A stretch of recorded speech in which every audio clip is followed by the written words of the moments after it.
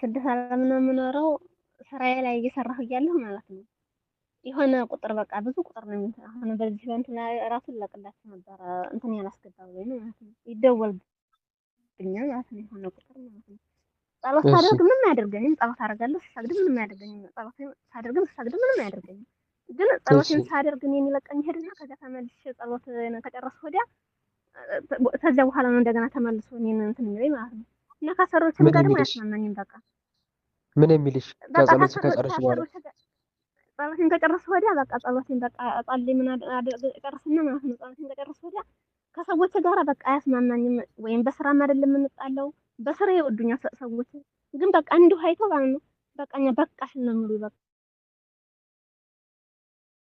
በቃ ዝም ብሎ እንደዚህ አይተው ማለት ነው ስራ ሸጋ ነው፣ ግን በቃሽን ብለው በዚህ ምክንያት ብቻ ስራ ይበላሻል በቃ። እና ይኸውና ስንት ስራ ደህና ደህና ስራ እየሰራሁ ስራ እየተበላሸብኝ ተመልሼ መጣሁ ማለት ነው። ተበላሸ ስራው? አዎ ስራው ስራ ተበላሸብኝ እሺ ጨርሽ ጥያቄሽን፣ እና ከዛ መልሳለሁ። ጥያቄን ጨርሻለሁ። በቃ ግን ቁጥር ይደወልብኛል በስልኬ በመስመሬ ላይ ማለት ነው። አንድ ሁለት ብዬ ስቆጥረው 25 ቁጥር ነው። አንድ ሁለት እያልኩ ስቆጥረው ማለት ነው የስልክ ቁጥር አይደለም። በቃ አሃ አንድ ሁለት ብዬ ስቆጥረው ቁጥሩ 25 24 23 በተደጋጋሚ ይሄ ቁጥር ይመጣብኛል።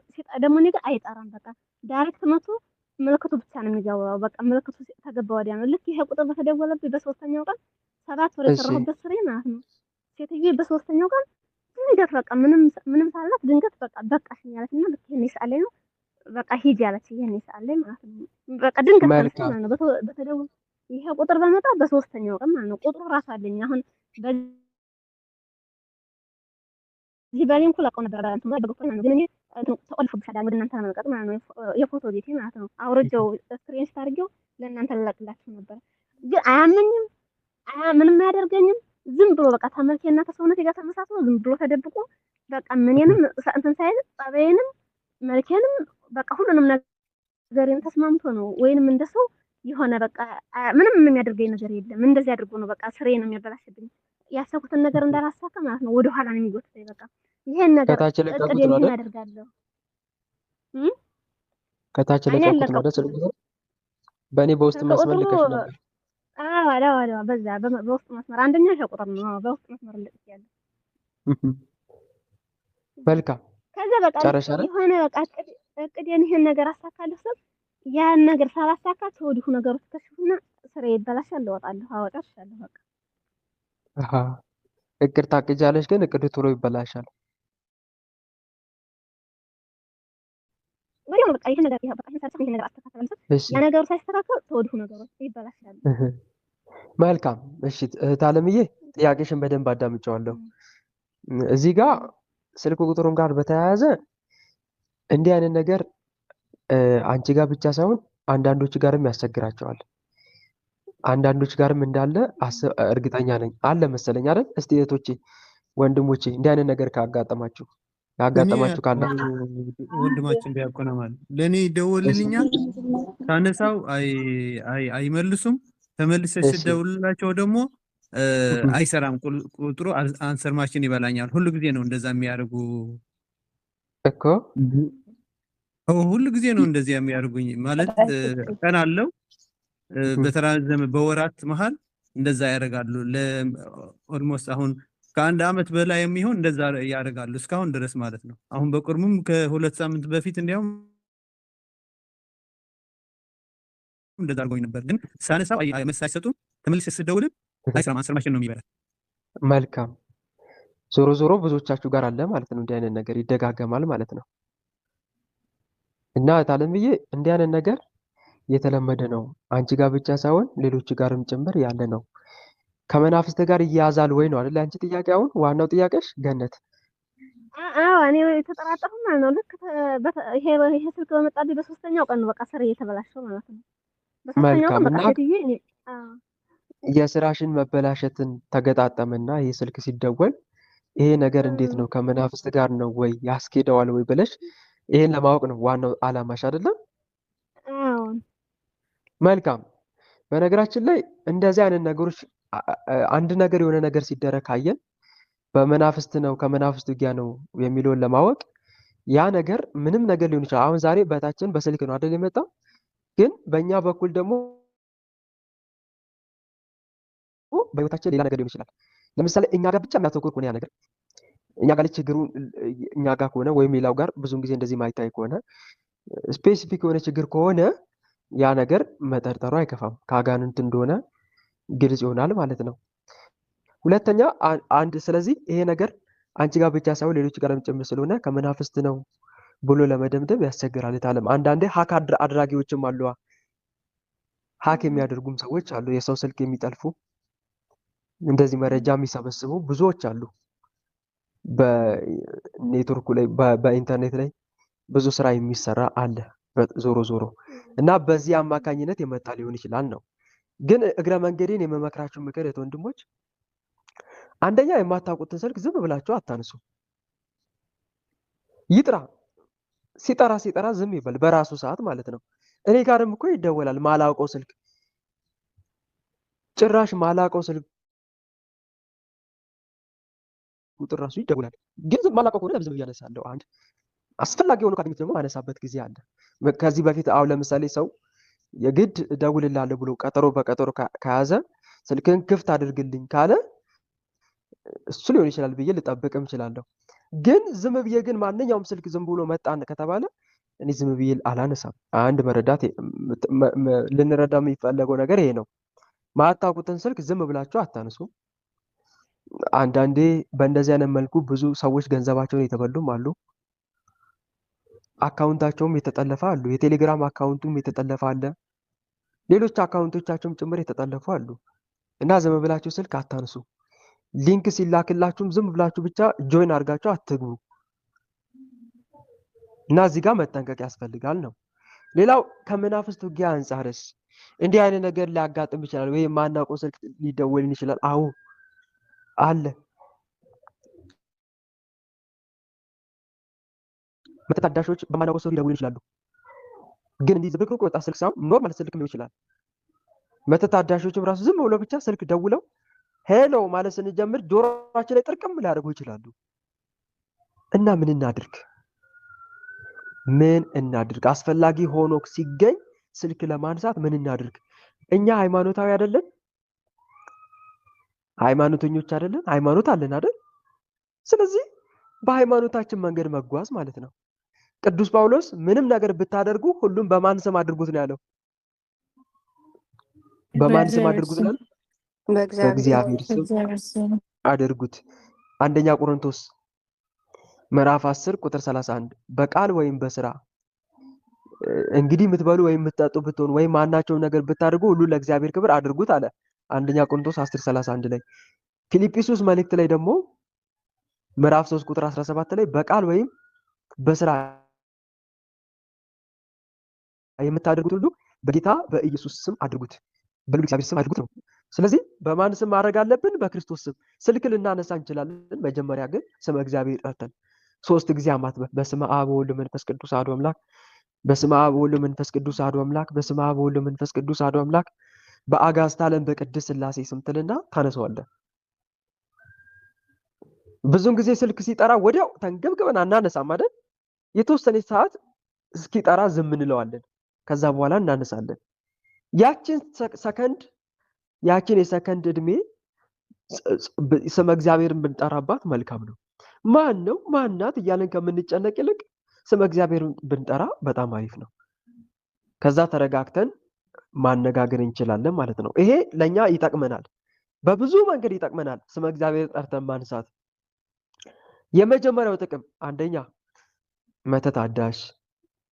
መተት የሚያዱስ ሰዎች ሊሆን ይችላል፣ መተት የሚልኩብን ሰዎች በእንደዚህ አይነት ነገር ቢደውሉ አይሰራላቸውም ማለት ነው። በልዑል እግዚአብሔር ስም የመጣውን አጋንንት እንመክተዋለን ማለት ነው። ስራውን እናከሽፍበታለን ማለት ነው።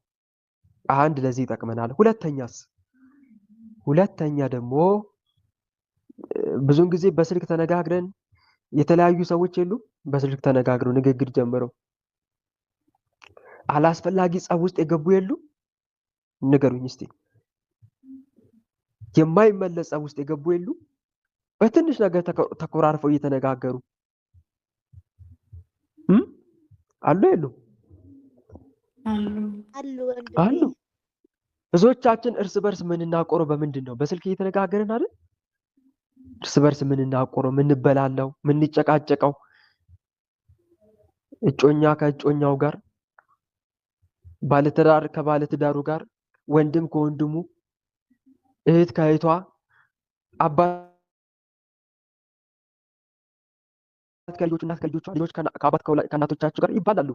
ስለዚህ መንፈሱ አስቀድሞ ወይ እዛ ሰው ጋር ሆኖ ወይ እኛ ጋር ሆኖ ድንገት የማንፈልገውን ቃል እንድንሰማ ያደርገንና ያጨቃጭቀናል ማለት ነው። ወይ ከኛ አፍ ወይ ከዛ ከሚደውልን ሰው አፍ አላስፈላጊ የሆነ ቃል ወጥቶ እርስ በርስ ማጨቃጨቅ ማበላላት ይፈልጋል ይህ መንፈስ።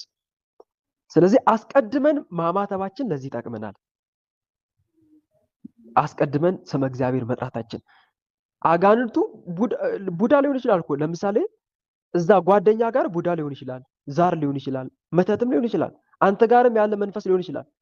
ቆይ አገናኝቼ ላባላቸው ላጨቃጭቃቸው ብሎ አቅዶ ሊሆን ይችላል። 3 ጊዜ አማትበ ጌታ ሆይ ያጋንንትን ሰራ አክሽፈልኝ ብለህ ብታነሳ ያን ስልክ አያከሽፈውም? መድኃኒዓለም ንገሩኝ። አያከሽፈው? ያከሽፈዋል እኮ። ምናልባት ሊያጣላ ሊሆን ይችላል አጋንንቱ።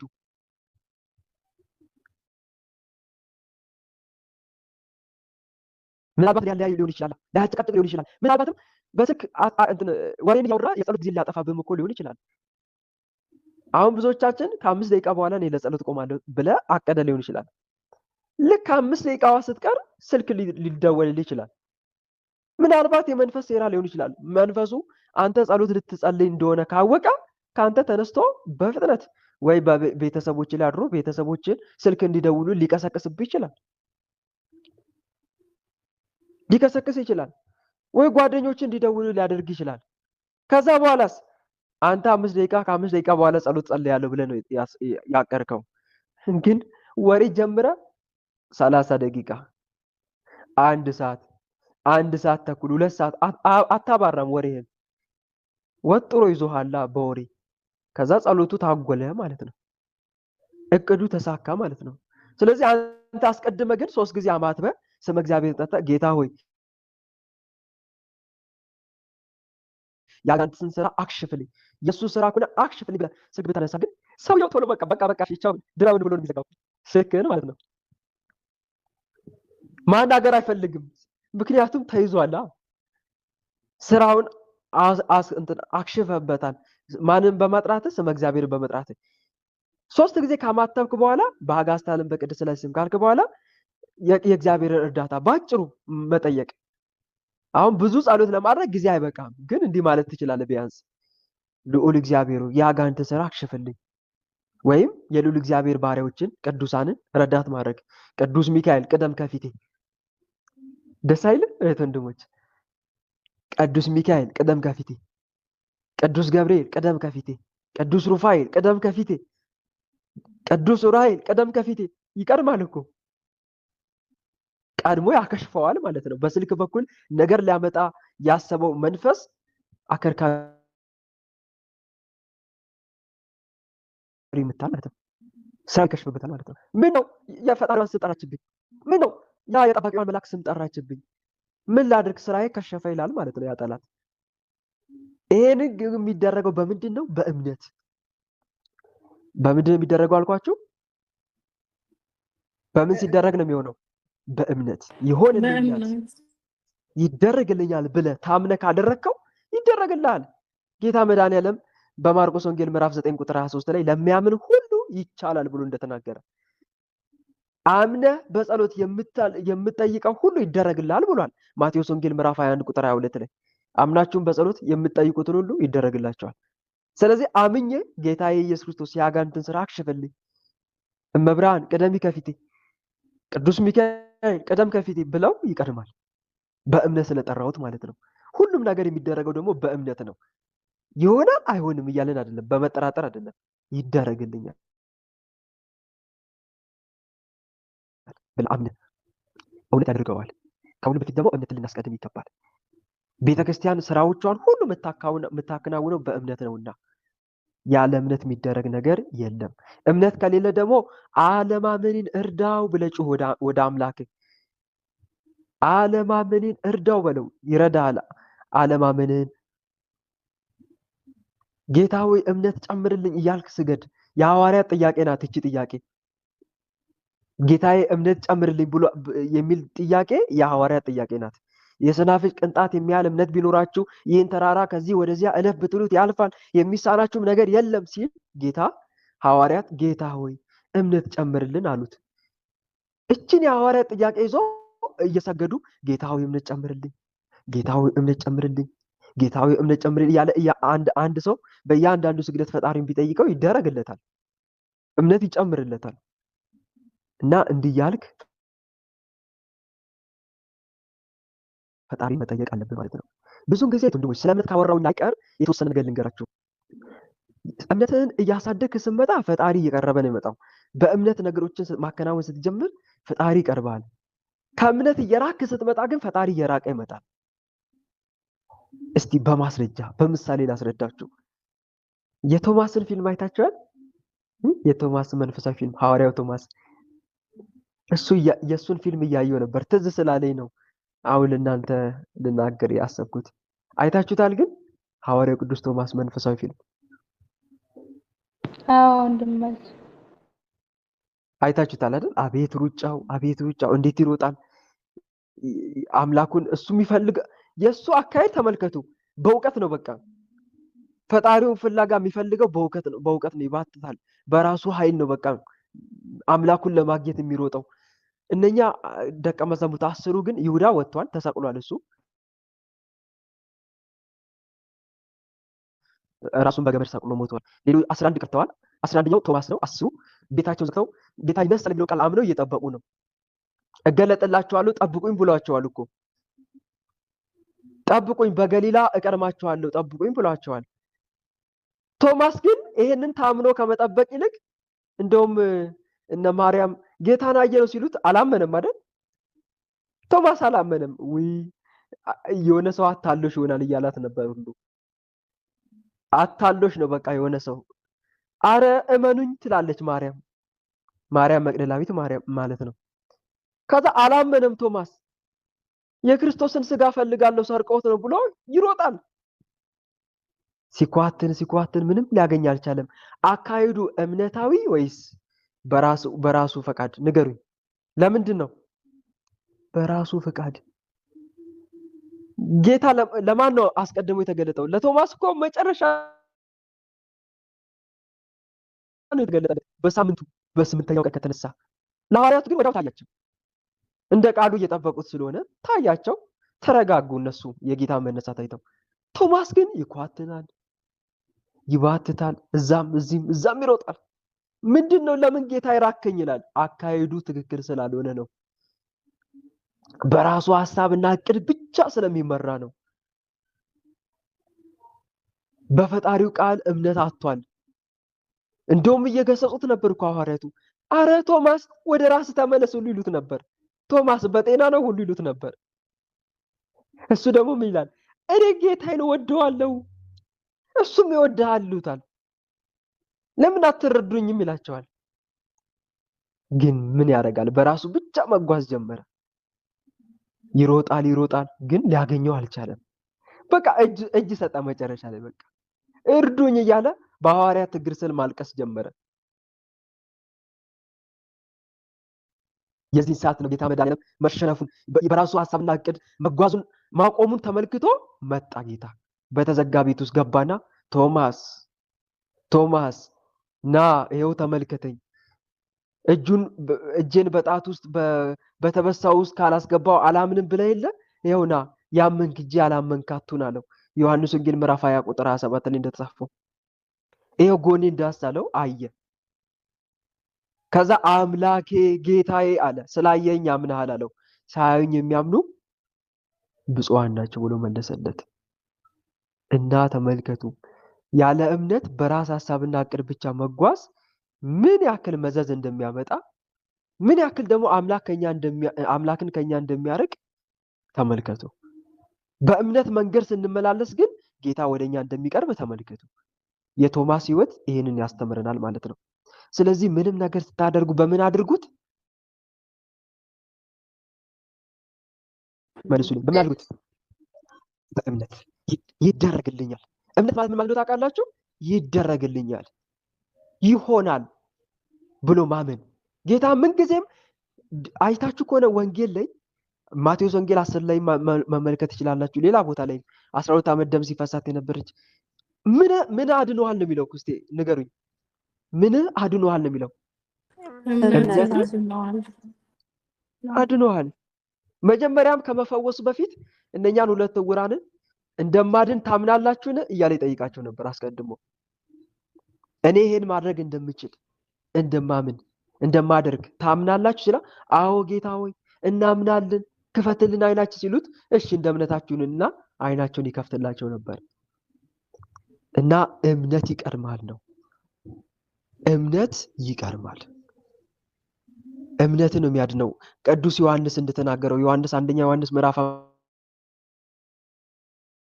5 ቁጥር 4 እስከ 5 ላይ ዓለምን የሚያሸንፈው እምነታችን ነው እንዳለ፣ ከእግዚአብሔር የተወለደ ሁሉ ዓለምን ያሸንፋል፣ ዓለሙን የሚያሸንፈው እምነታችን ነው እንዳለ። ስለዚህ ምንም ነገር ስናደርግ በእምነት ቅደም ከፊቴ እያልክ ስጠይቅ ከፊት እንደሚቀርብ አምነ፣ የእግዚአብሔር ስም አጋንንት እንደሚያሳድድ ታምነ ካደረክ ጌታ እምነትን ያይና መጀመሪያ አስቀድሞ ለአንተ ሊያደርግልህ ጌታ እምነትን ነው የሚያየው። እምነትን ያይና የልብን መሻት ይፈጽምልሃል ማለት ነው። እና እህት ወንድሞች እምነትን በማስቀደም ይሄን ብናደርግ በስልክ ሊያድሱ ያሰቡ መተተኞች ካሉ ይከሽፍባቸዋል። በስልክ አገናኝቶ ሊያጣላ ያቀደ አጋንንትም ካለ ይከሽፍበታል ማለት ነው ስራው። እና ይሄን ልታደርጉ እመክራለሁ ማለት ነው። ያው የእህቴ ጥያቄ እነኚህ ነገሮች ሁሉ ስለሚዳስስ ብዙዎቻችንም ስለሚያስተምር ነው ሰዓት ወስጄ ሳብራራ የቆየሁት ማለት ነው። ሌላው እህቴ ስራዬ ተበላሸብኝ፣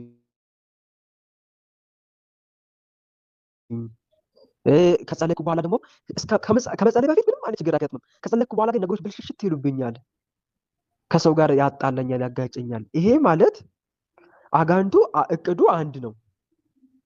ምንድን ነው ከተባለ በጸሎት ማማረር ነው የሚፈልገው።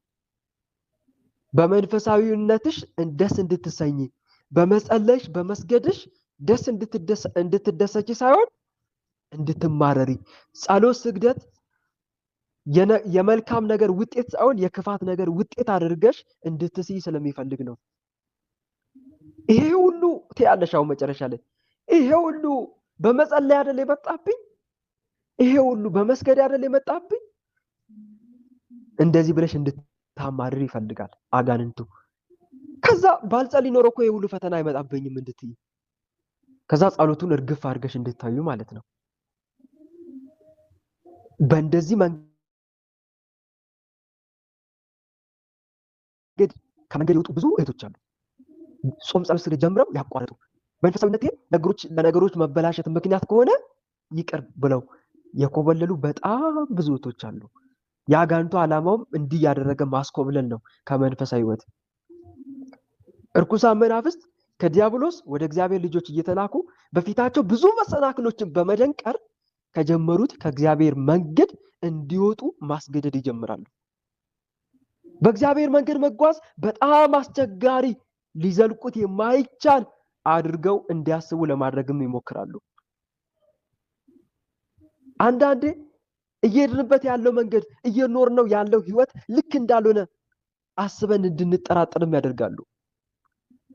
ከሰይጣን ጋር የማያዋጣ ትግልና ውጊያ እንደጀመርንም አድርገን እንድናስብ ለማድረግም ይሞክራሉ።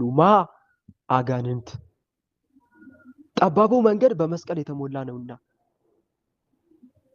ይሄ ውጊያ ግን እስከ መቼ ነው? ለጊዜው ነው። ግን እንዲህ አይነት ውጊያ ለጊዜው ነው፣ እስኪሸነፍ ድረስ፣ እጅ እስኪሰጥ ድረስ፣ ጌታ ገጸ ምሕረቱን ወደኛ እስኪመልስ ድረስ፣ ከላይ ሰማያዊው ኃይል የሰማያዊ ኃይል በር እስኪከፈት ድረስ ለጊዜው ይታገላል። ከዛ በኋላ ግን ረገብ ይላል። የተወሰነ ሙሉ ለሙሉ አይጠፋም፣ ግን ረገብ፣ ተስፋ እንዳንቆርጥ ረገብ ይላል። ፈተናው ሙሉ ለሙሉ ይጠፋል እያልኩ አይደለም፣ ግን ረገብ እንዲህ ያልን ወደ ገነት መንግስተ ሰማይ እንገሰግሳለን ማለት ነው። ይሄንን እንዳትረሱ። እና ዓላማው የአጋንንቱ ምንድነው? ተስፋ ማስቆረጥ ነው። በምን? በመንፈሳዊ ሕይወትሽ። ግን እንዲህ አይነት ነገር ሲገጥመን ምን እናድርግ? እርዳታ መጠየቅ፣ በመከራ ጊዜ ጥራኝ አድንህም አለው አንተም ታከብረኛለህ ብሏላ ንጉሱ አምላካችን ልዑል እግዚአብሔር። ምን ላይ? መዝሙር 49 ቁጥር 15 ላይ በመከራ ጊዜ ጥራኝ። ፈተና በበዛበት ጊዜ ማለት እኮ ነው። በመከራ ጊዜ ማለቱ ፈተና በበዛበት ጊዜ እኔ ጥራኝ፣ ብቻህን አትወጣው፣ የኔን እርዳታ አጥብቀ እሻ ፈልግ፣ በፍጹም ልብህ ከፈለከኝ ታገኘኛለህ፣ ጠላትን አዋረድልሃለሁ ማለቱ ነው። እና ፈተና ሲበዛብህ ወደ ፈጣሪ መጠየቅ አለብህ፣ ከአቅም በላይ ሲሆንብህ ማለት ነው። ሌላው ስራዬ ሁሉ ተበለሻሸብኝ፣ እናም ደግሞ ያቀርኩት ሁሉ በአጭሩ ይቀርብኛል፣ ይከስምብኛል። እንዲህ አይነት ነገር ግን የሚያደርጉት በዋናነት ሁለት መናፍስት ናቸው። በዋናነት አንደኛ ገርግር አይነ ጥላ። ገርግር አይነ ጥላ ወንድሞች እንኳን የጀመርነውን ያሰብነውን ሁሉ ያከሽፋል። ገርግር አይነ ጥላ ካለ ምንም ነገር እጃችን ላይ እንዳይቀመጥ ነው የሚያደርገው። ይሄ መንፈስ ክፉ ነው። ከአይነ ጥላ ቀሲስ ሄኖክ ወልደ ማርያም ብዙ አስተምረዋል በአይነ ጥላ ዙሪያ። በእውነት እንደ አይነ ጥላ መንፈስ እንደው እንደሳቸው አብራርቶ ያስተማረ መምህር በደንብ አድርጎ ያስተማሩት እኔ ስታቸው ናቸው መድኃኒዓለም ከዚህ በላይ የሚያገለግሉበትን አብራርቶ አስተምራል። እውነት ነው። ደግሞ በተለይ ከአይነ ጥላ መናፍስት መካከል አይነ ጥላ እኮ አንድ ብቻ አይደለም ወንድሞች። ብዙዎቻችን እንደዛ የምናስብ ልንኖር እንችላለን፣ ግን አንድ ብቻ እኮ አይደለም አይነ ጥላ። ብዙ አይነ ጥላ መናፍስት አሉ። ዝሙት ላይ የሚሰራ አይነ ጥላ አለ። ዝሙት ላይ የሚሰራ አይነ ጥላ አለ። ትዳር ላይ ሆን ብሎ የሚይዝ አይነ ጥላ አለ፣ የሚገረግር። ክፉ ሐሳብ ላይ የሚሰራ አይነ ጥላ አለ። ምን ላይ? ክፉ ሐሳብ ላይ አይምሮ ላይ ተቀምጦ አይምሮ የሚበጠብጥ ደግሞ መንፈስ አለ። የውሳኔ ሰው እንዳንሆን የሚያደርግ ደግሞ አይነ ጥላ አለ። የሆነ ነገር ከመረጥክ የሆነ ነገር እንድታከሽፍ እንድትተወው የሚያደርግ ደግሞ አይነ ጥላ አለ። ደግሞ እሳትና የሚያደርግ ደግሞ አይነ ጥላ አለ። በሰዎች መካከል ጣልቃ እየገባ ነገር የሚፈተፍት እግዚአብሔር ይገስ። እንዲህ ደግሞ የሚያደርግ መንፈስ አለ። ሆን ብሎ መሀል እንትን በሰው መካከል በእጮኛሞች መካከል ሊሆን ይችላል፣ በአባትና በእናት መካከል ሊሆን ይችላል፣ በእህትና በእህት መካከል ሊሆን ይችላል፣ በወንድምና በወንድም መካከል ሊሆን ይችላል። በእነኚህ መካከል ጣልቃ እየገባ መርዙን የሚረጭ መንፈስ ደግሞ አለ። እሳትና ጭድ የሚያደርግ ተፋቅረው የሚኖሩትን እሳትና ጭድ፣ ተግባብተው የሚኖሩትን ልክ እንደዚሁ እንዳይግባቡ የሚያደርግ እልህ ውስጥ እየከተተ ማለት ነው። እንዲህ የሚያደርግ ደግሞ መንፈስ አለ። ከፊት ደግሞ እየቀደመ እንቅፋት የሚያስቀምጥ ደግሞ መንፈስ አለ። እሱን ነው እኔ ገርግር አይነ ጥላ እያልኳቸው ያለሁት። ከፊት እየቀደመ እንቅፋት የሚያስቀምጥ ስታቅድ ያያል፣ እሱም አብሮ ይሰማል፣ ያዳምጣል። አሃ እንዲህ ልታረጊ ነው መስሎሻል፣ እኔ ያለው ይላል። ውስጡ ነው ሲያምርሽ ይቀራል የሚለው እኔ ያለው እንዲህ ልታደርግ ያምርሃል፣ ሲያምር ይቀራል እያለ ቁጭ ብሎ ያቅዳል፣ ውስጥ ሆኖ ማለት ነው። ይሄ እንዲህ አይነት ስራ ይሰራል። ከዛ አንተ ሞተ ተማሙተ ያንን ስራ ከግብ ለማሳካት ትጥራለህ አይደል? ከቻለ ነገርን ያበላሸዋል። ካልቻለ ደግሞ ወደፊት አስቀድሞ ካንተ ይሄዳል። ከህይወት ቀድሞ አሻግሮ ይሄዳል። ምን ላይ? መድረሻ ላይ ያንተ ልፋት ከንቱ ለማድረግ። ለምሳሌ ገንዘብ ስትሰበስብ ገንዘብ አላሲዝ ይላል አይደል? አላሲዝ ሲል አንተ እንደምን ብለህ ትንሽም የሆነ ጸሎትም ለማድረግ አቅደህ ጸሎትም እያደረክ ልትቋቋሙ ትችላለህ። ከዛ ገንዘብን ማባከን አልሆን ካለው ነው ቆይ እሺ ልና አጠራቅም። ዝም ብለህ ስታጠራቅም ይመለከታል። አጠራቅም ጥሩ ነው። 50 ሺህ 100 ሺህ 200 ሺህ 3 ሺህ 300 ሺህ ዝም ይላል። ከዛ በኋላ ነው መጨረሻ ላይ ያንተ ልፋት በዜሮ ለማባዛት የሚጠብቀው ተዘጋጅቶ። ከዛ ያንን ሙሉ ገንዘብ የሚያስወጣ ችግር ከፊት ለፊት ቁጭ ያደርግልሃል ማለት ነው። ለምሳሌ 300 ሺህ ብር ገንዘብ ብታስቀምጥ 300 ሺህን ገደል ይዞ የሚገባ የሆነ ችግር ይጠነስስልሃል ማለት ነው። ከዛ በኋላ መሀል አጣብቂኝ ሀሳብ ውስጥ ትገባለህ። ወይኔ ምን ላድርግ አሁን? ይሄ ለፍቼ አልበላም አልጠጣም ብዬ ያጠራቀምኩትን ገንዘብ አሁን ላውጣ? በቃ ከዚህ ነገር አይበልጥም ይላል ይመጣና በሊናክ ከዚህ ነገር አይበልጥም እባክህ አውጣው ይላል። ያስወጣል ማለት ነው። የእሱ ዓላማው ምንድን ነው ከተባለ ልፋትን በዜሮ ማባዛት ነው። ልፋትን የስንት ዓመት ልፋትን በዜሮ ማባዛት። በትዳር ልክ እንደዚህ የጮኝነት ህይወት ላፍስል ትላለህ፣ ትጀምራለህ። ከዛ ከእሷ ጋር ትተዋወቂያለሽ፣ ታወሪያለሽ። 2 ዓመት ታስቆጠሪያለሽ፣ 3 ዓመት ታስቆጠሪያለሽ፣ 4 ዓመት 5 ዓመት የቤተ ክርስቲያን ህግ ባይሆንም 4 እና 5 ዓመት እኮ ቤተ ክርስቲያን በጮኝነት እንደዚሁ እየተንዛዛን እንድንኖር አትፈቅድም። አይብዛ እኮ ነው የምትለው የጮኝነት ህይወት። 2 ዓመት እኮ በቂ ነው። ግን አንተ ያስቆጥራል ዝም ብሎ ብቻ በእድሜ እሱ አለኝ እያልክ እንድትኖር ነው የሚፈልገው። መቼ ነው የምትጋቡት አይታወቅም። 5 ዓመት 6 ዓመት ይቆጥራል፣ 7 ዓመት 8 ዓመት። ከዛ እድሜ እየሄደ ነው፣ እድሜሽ እየቆሰቆሰው ነው፣ እድሜ ያንተ እየሮጠ ነው። ከዛስ መጨረሻ ላይ የሆነ አንድ የምትለያይበት ጥሩ ምክንያት ይጠነስስልሃል ማለት ነው። ከዛ ትለያያለህ ማለት ነው። አንተ ምትባንነው መቼ መሰለህ? ከተለያየ በኋላ ወይኔ ምን ነው 8 ዓመት አይደለም ትላለህ።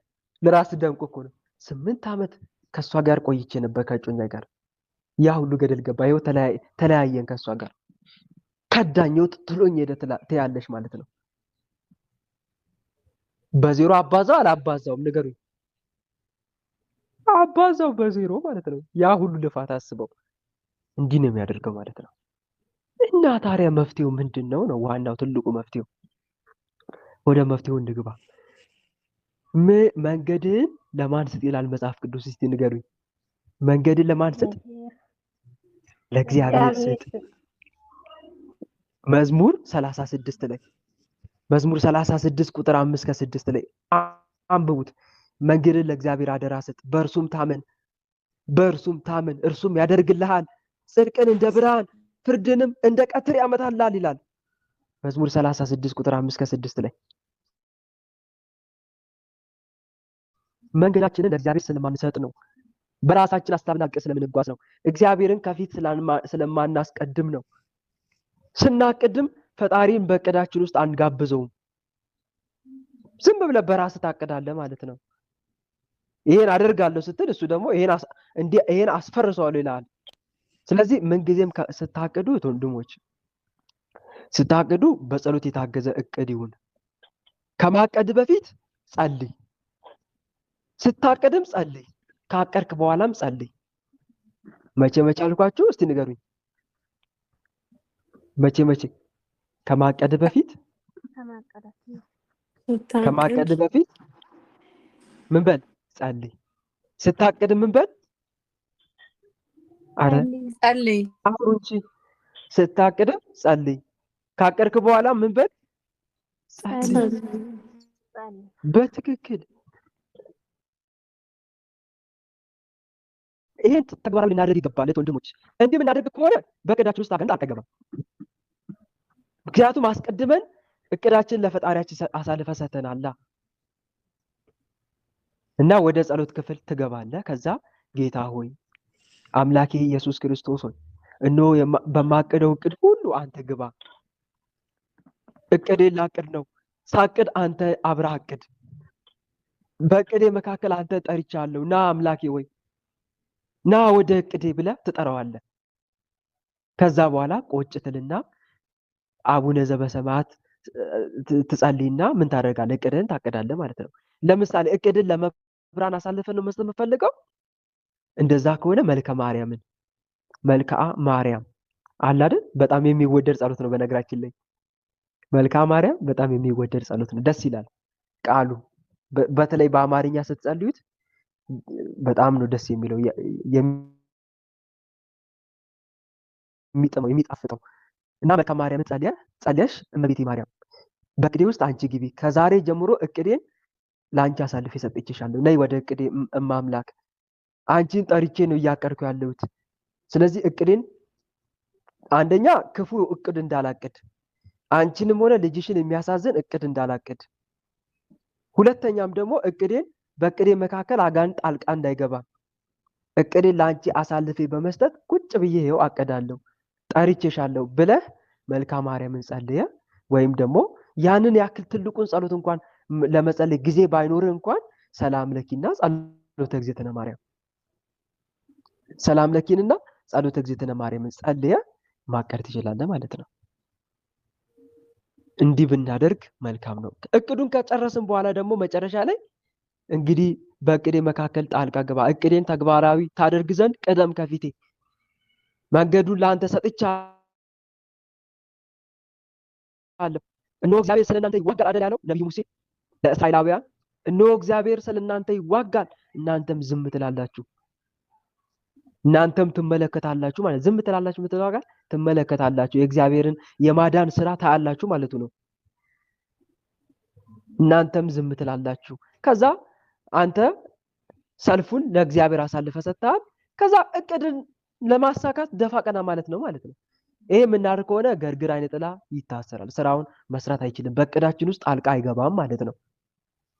የእድል መተት፣ እነኚህ ሁለት መናፍስቶች ናቸው ብዙ ጊዜ ከፊት እየቀደሙ እንቅልፋት ላይ ጣልቃ የሚገቡት፣ የእድል መተትና ገርግር አይነ ጥላ። እድል ሰባሪ የእድል መተት ምንም ነገር እንዳይሳካላት አድርግ ተብሎ የተላከ ካለ ምንም ነገር ስናቅድ ከፊት እየቀደመ ያበላሻል። ገርግር አይነ ጥላም ልክ እንደዚሁ፣ የቤተሰብ ዛርም እንደዚሁ በተጨማሪ እና ይሄን ይመስላል። እና ታልይ ስታቅጂ ይሄንን በዚህ መንገድ አቅጂ ማለት ያክል ነው። ተረዳሽኝ አይደል? እሺ ተረድቻለሁ ወንድሜ። ስራሽ ከተበላሸ ደግሞ ሌላ የራሱን ስራ እግዚአብሔር አምላክ እንዲሰጥሽ ተማጸኙ። ጌታው ያንተን ስራ ስጠኝ። አጋንንት የሚያበላሸውን አይደለም፣ በቋሚነት መስራት የሚችልበትን ስራ ስጠኝ እባክህን አምላኬ በይው። እንደዚሁም ደግሞ አስራት የመጀመሪያ ደሞዝሽን አስራትሽን በተለይ ለምትማጸኙ ቅዱስ አሳልፎ በመስጠት የመጀመሪያ ደሞዜን የመጀመሪያ የአስራት ደሞዝ አስራት አለ አይደል? ሙሉ ደሞዝ ሳይሆን አስራት የመጀመሪያውን አስራቴን ለአንተ ለቤተ ክርስቲያን አሳልፌ እሰጥሃለሁ፣ ቋሚ ስራ ስጠኝ፣ አጋንንት ማበላሸውን እያላችሁ ተማጸኑት። ምክንያቱም ከአጋንንት የሆነ ከሆነ ይጠፋል፣ ከአንተ የሆነው ግን ይጸናልና ከአንተ የሆነውን የሚጸናውን ስራ ስጠኝ ብለሽ ተማጸኝ። ይሄን አድርጊ።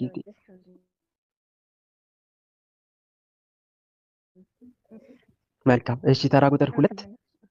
እሺ እኔም አመሰግናለሁ። ተራ ቁጥር 2 ወለተ ሚካኤል ከነ ቤተሰቦቿ ወለተ ሚካኤል ከነ ቤተሰቦቿ አለሁ። እሺ ቀጥይቴ። አይ የኔ ጥያቄ ያው ትንሽ ድክመት ስላለ ማለት ያሰብኩት ብዙ ስለማይሳካ ይቅርታ፣ አንቺ አይደለሽም እቴ፣ በጣም ከታላቅ ይቅርታ ጋር ወለተ ሚካኤል እስቲ ተመልከቺ፣ እሱ አንቺ ሳትሆኚ ሌላ ናት። እሺ ወለተ ሚካኤል ከነ ቤተሰቦቿ ኪዳነ ምሕረት የሚል ኦኬ። ኪዳነ ምሕረት እናት የሚል። እሺ ቀጥይ እህቴ። ቶሎ ስለማትገቡ እኮ ነው ሌሎቻችሁ ተረኞቹ ቶሎ ስለማትገቡ ነው። እና ቶሎ ግቡ እሺ፣ ሌላ ሳይያዝባችሁ። ገብቻለሁ። ወንድማችን ይሰማል? አዎ አሁን ይሰማል። እኔ አልገባም። እኔ ልረስ ይጠይቅ። በአብ በወልድ በመንፈስ ቅዱስ ስም በኃያሉ በመድኃኒዓለም ስም በቅድስት ድንግል ማርያም ስም በሊቀ መልአክ በቅዱስ ሚካኤል ስም አንተ ስማ፣ በመድኃኒዓለም ስም ማነህ እንደዚህ የምትረብሸው? ማነው የምትረብሸው? ኃያሉ መድኃኒዓለም ይበቀልህ። ከአሁን ሰዓት ጀምረህ እንዳትረብሻት። ቀጥይ እህቴ።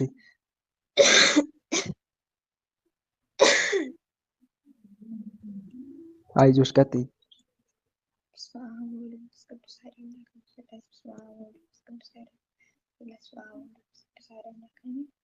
ወንድማችን ቃል ያሰማል።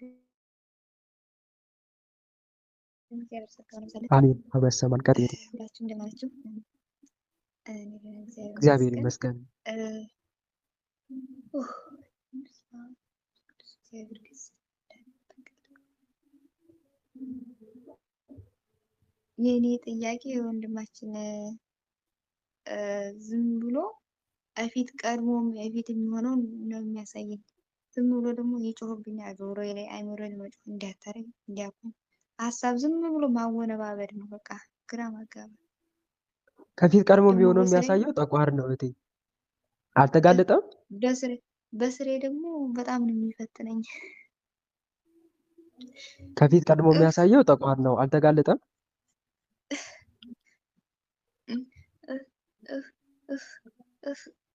ስነ ስርዓት ያዝ አንተ። በመድኃኒዓለም ስም አትረብሻት። ቅዱስ ሚካኤል በሳት ሰይፍ ይረድ። ወለተ ሚካኤል አማትቢ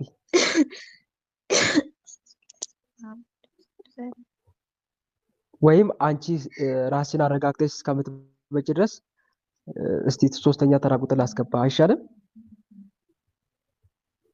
እኔ እኮ ተረጋግቻለሁ፣ ግን ልናገር ሲሆን ጣልቃ እየገባ ነው። እሺ ጠይቂ ጌቴ።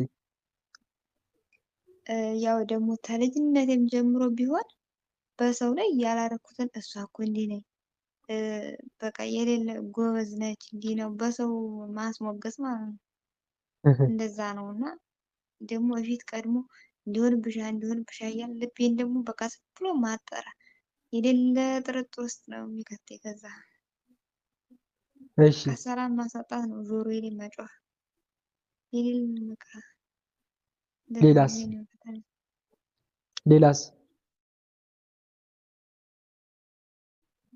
ዝም ብሎ መጮህ ነው። እንደዚህ ነው ሌላስ በምንድን ነው የሚፈታተሽ? እና ከዛ እንደዚህ ይሆንብሻል፣ ጠዋት የሚሆነው እንደዚህ ይሆንብሻል፣ ነገ ጠዋት ማታ እንደዚህ ይሆንብሻል እያለ ከዛ በልቤን በጥርጣሬ ማስጨነቅ ነው። ወይኔ እንደዚህ ባላረገው ኖሮ እያልኩ ደግሞ እንትን ማለት ነው። በዚህ ነው የሚፈትነኝ ወንድማችን። መልካም እና እሺ። በስራዬ ነው በጣም ደግሞ የሚፈትነኝ። በስራሽ እንዴት? በስሬ በቃ አላሰራ ማለት ነው። ፈተናው አላሰራም። አዎ እንዳልሰራ በበሽታ በደዌ በቃ ሴራውን ስልቱን በጣም ነው ቦታ መቀየር ማሳመም፣ አንድ ወዲ አንድ ራስ እያለ በዚህ ነው የሚፈትነኝ። እሺ በስመ አብ ወወልድ ወመንፈስ ቅዱስ አሐዱ አምላክ። በስመ አብ ወወልድ ወመንፈስ ቅዱስ አሐዱ አምላክ። በስመ አብ ወወልድ ወመንፈስ ቅዱስ አሐዱ አምላክ። በአብ ወወልድ ወመንፈስ ቅዱስ ስም በኃያል በመድኃኒዓለም ስም በቅድስት ድንግል ማርያም ስም በቅዱስ ሚካኤል በቅዱስ ገብርኤል በቅዱስ ሩፋኤል ስም አተ ስማ ጠቋር በመድኃኒዓለም ስም አተ የተቋር መንፈስ በአጋዕዝተ ዓለም በቅድስት ሥላሴ ስም ይሄ ሁሉ አንተ ስራ ነው አይደል? አዎ። ለምንድን ነው የምትፈታተናት በእንደዚህ መልኩ? እኔ ስገበር ስመለክ ነው የኖርኩት። እሷንም ስንት ጊዜ ላሳንቃት ነበረ። እንዳሳንቃት? አዎ። ምን እያልክ ነው የምታሳንቃት? ለማሳነቅ የምትሞክረው በውስጧ ምን እያልክ እያሾካሾክ? እንዲህ መፈተን ነው። መፈተን? እንዴት ነው የምትፈታተነው? ለቤተሰቦች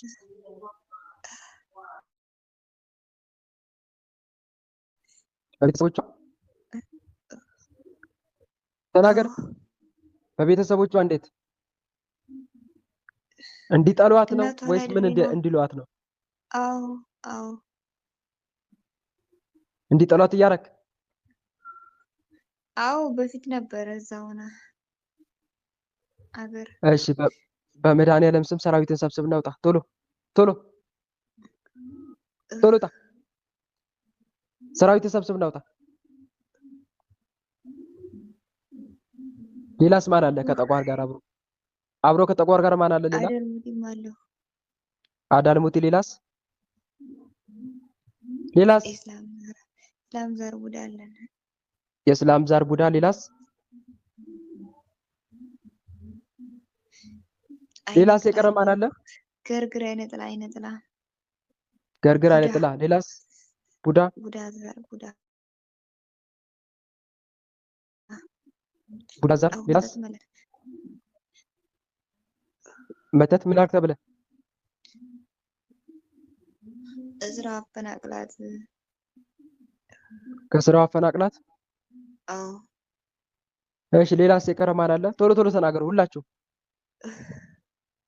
ኦ ሚካኤል ኦ ሚካኤል ኦ መተንብል ካናርያም ትሰመይ ቢዘ ሱራፌል ዘምሩ ሳርኡስ ወዘምልው ላልዑል ጊዜ ጸዋኩ ካቀረበኒ በምሕረቱ ሳል ሳለነ ቅዱስ ሚካኤል ቅድመ መንበሩ ለልዑል ሊቀ መላእክት ቅዱስ ሚካኤል ይበቀል። መስተፋቅር ማለን መስተፋቅር መስተፋቅር ሌላስ? ሌላስ ቶሎ በል። በቃ ቡዳ ነው። ቡዳ ቡዳ ዛር ቡዳ ቡዳ አይነት ላ ቡዳ ዛር ቡዳ አይነ ጥላ ሌላስ? ሁላችሁም ጠቋር ተናገሩ። ጠቋር ሌላስ? ጠቋር ቡዳ ጠቋር ቡዳ ሌላስ? የግራ ሌላስ ምቀኛ የቀረ? ቡዳ ቅናት ምቀኛ አለ። የቅናት ምቀኛ ሌላስ? በቃ ሌላስ የቀረ? ምቀኛ ነው እኛኛ እንዳታደፍት በሊቀ መልአክ በቅዱስ ሚካኤል ስም ካደፈት የተደበቀ ካለ ቅዱስ ሚካኤል በእሳት ሰይፍ ይረድ።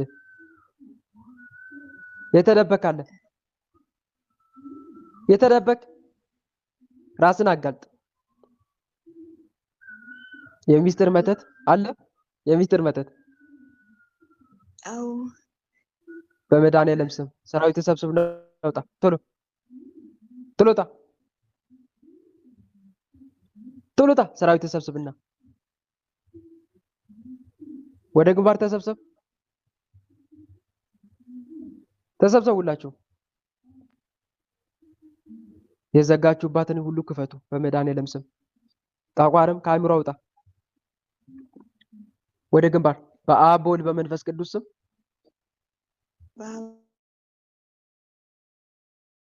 በመንፈስ ቅዱስ ስም ቶሎ ባያሉ በመድኃኒዓለም ስም በኃያሉ መድኃኒዓለም ስም በቅድስት ድንግል ማርያም ስም በቅድስት ድንግል ማርያም ስም በቅዱስ ሚካኤል በቅዱስ ገብርኤል በቅዱስ ሩፋኤል ስም በቅዱስ ሚካኤል በቅዱስ ገብርኤል በቅዱስ ሩፋኤል ስም ሁላችንም ከነሰራዊታችን ሁላችንም ከነሰራዊታችን የዘጋነውን እድል ሙሉ ለሙሉ ከፍተን ወይኔ ክፈቱ በመድኃኒዓለም ስም በቅዱስ ሚካኤል በቅዱስ ገብርኤል በቅዱስ ሩፋኤል ስም ቶሎ ክፈት።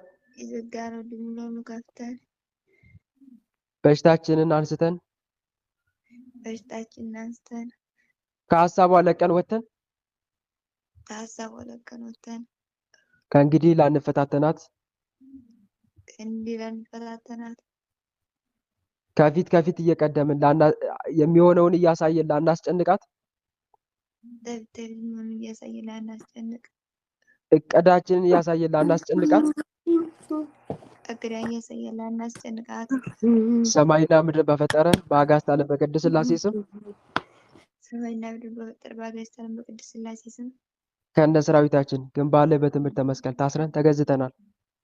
ከነ ሰራዊታችን ግንባር ላይ በትምህርተ መስቀል ታስረን ተገዝተናል። አጋዕዝተ ዓለም ቅድስት ሥላሴ ስርዓታችን ያጽኑብን። አጋዕዝተ ዓለም ቅድስት ሥላሴ ስርዓታችን ያጽኑብን። ስንጠራ ቤት እንላለን፣ ምንም ስራ አንሰራም። ስንጠራ ቤትና ምንም ስራ አንሰራም። ልብ መልሱ፣ ወደ ራሱ አድርጓት።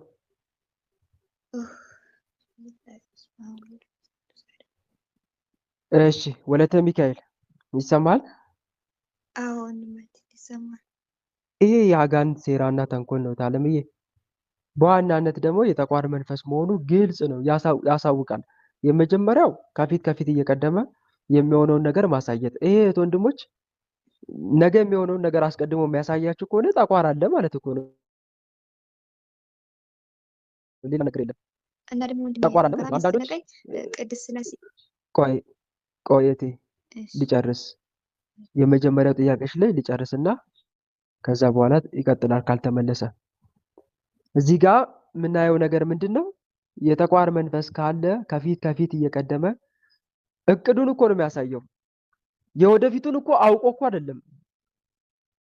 የወደፊትን ማወቅ ያልተደረገን ነገር ማወቅ ፈጣሪ ነው የሚያውቀው፣ ልዑል እግዚአብሔር ነው የሚያውቀው። ቅዱሳንን ቢያውቁ ከፈጣሪያቸው ባገኙት ነው። ወይም ደግሞ በልዑል እግዚአብሔር መንፈስ ነው የሚታወቀው የወደፊትን እንጂ ከዚህ ውጭ ግን አጋንንት ያውቃል ማለት አይደለም።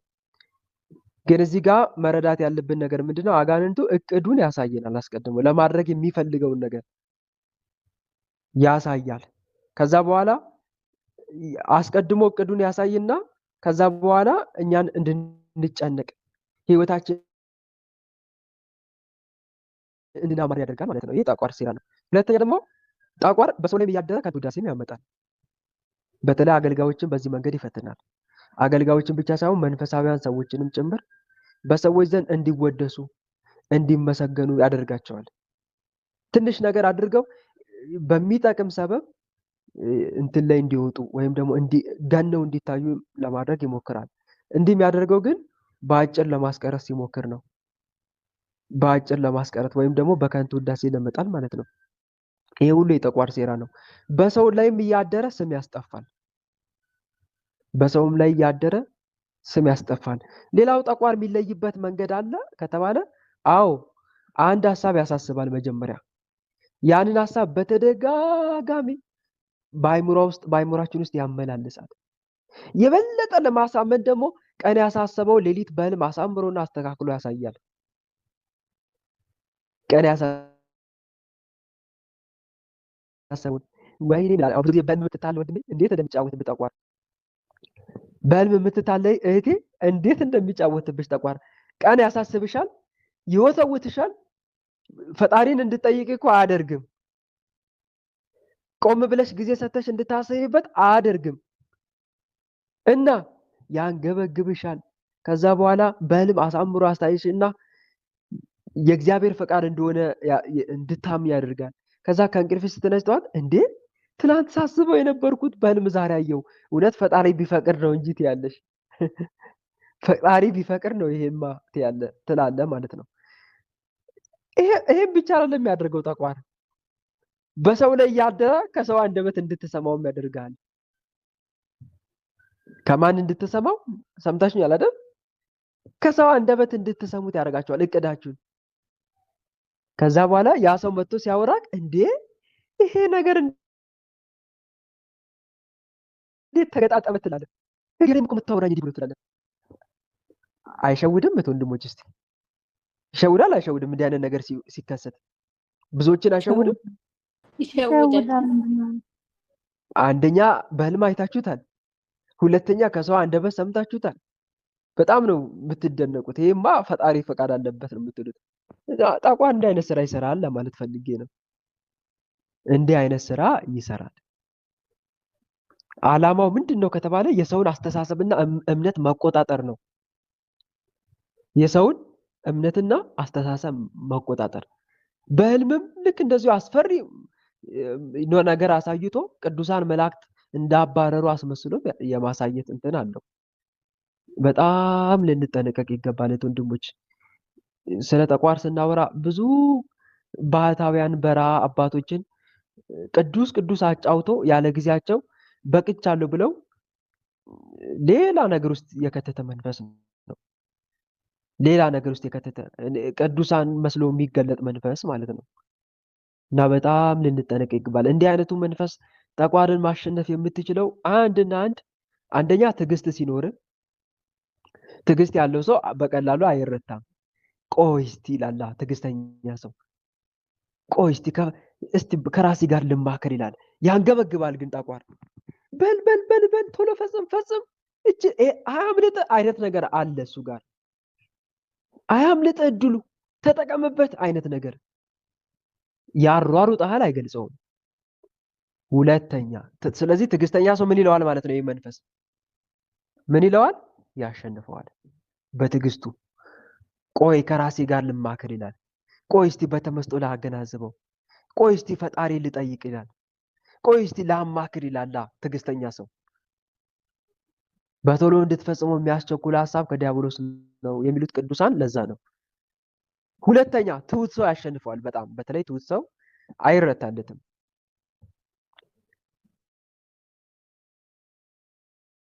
ምክንያቱም ሁሉ ነገር እንደማይገባው አድርጎ ነው የሚያስበው ትሁት ሰው። አይደለም እንዴት ወንድሞች? እንደማይገባው አይደል የሚያስበው? አይገባኝም ብሎ ነው የሚያስበው። አይገባኝም ብሎ ያስባል፣ ትሁት ሰው ማለት ነው።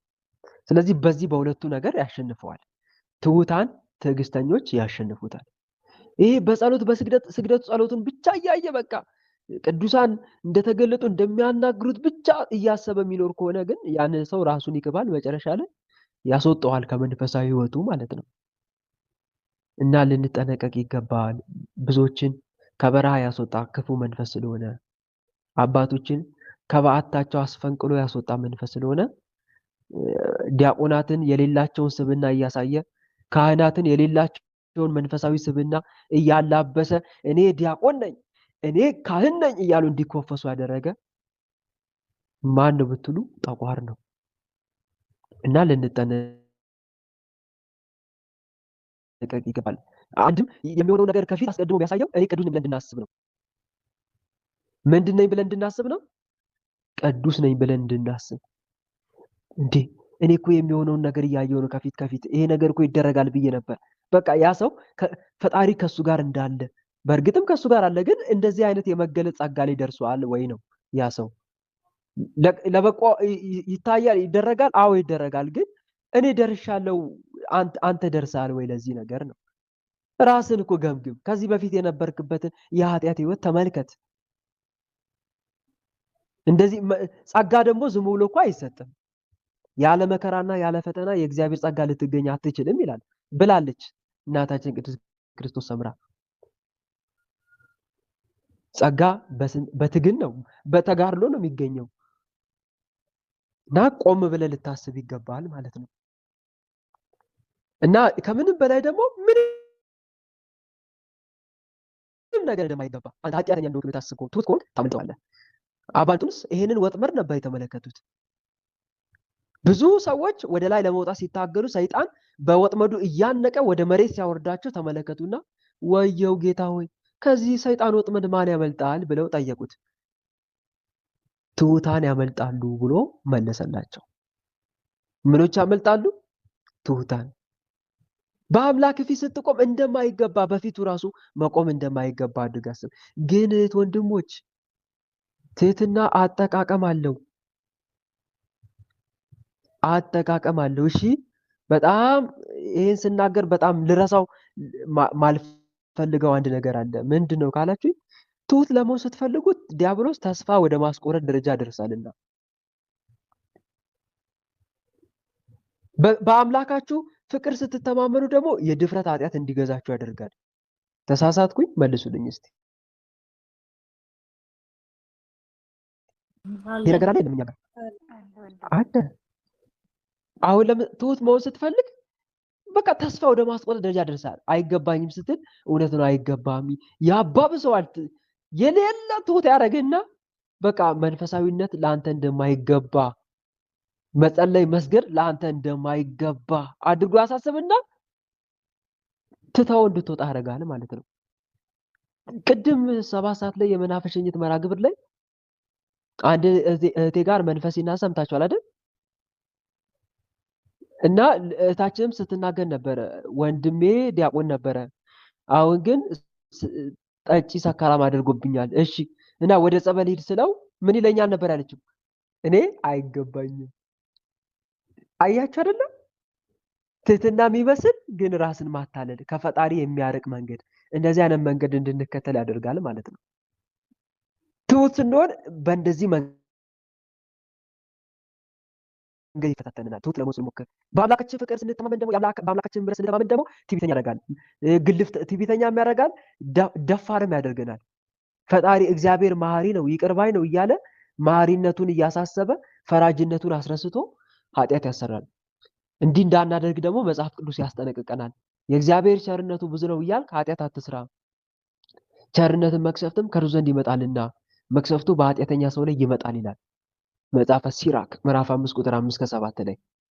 እና ጥንቃቄ ልናደርግ ይገባል።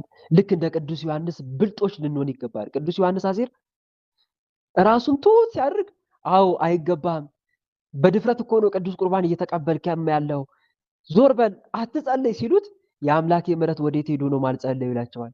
የአምላኬ ምሕረት ወዴት ሄዶ ነው ቅዱስ ቁርባን ማልቀበለው፣ ንስሐ አትግባ አትማርም ሲሉት የአምላኬ ምሕረት ወዴት ሄዶ ነው ንስሐ ማልገባው እያለ ሲላቸው እንግዲያውስ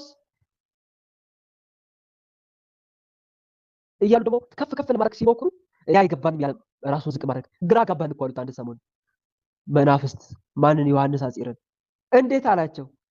እንዴ ከፍ ከፍ ስናረግ ራስን ታዋረዳለህ። ደግሞ ራስን ማዋረድን ተጠቅመን ደግሞ ተስፋ ልናስቆረጥ ስንታገል ደግሞ የአምላኬ ምሕረት ወዴት ሄዱ እያልክ ራስን ከፍ ታደርጋለህ። ተቸገርን እኮ እና በዚህ መንገድ ነው ልንጠቀም አጠቃቀም ማወቅ ያስፈልጋል ያልኳቸው አንዱ ከዚህ አንፃር ነው። ትህትናን እንዴት ነው የምንጠቀመው?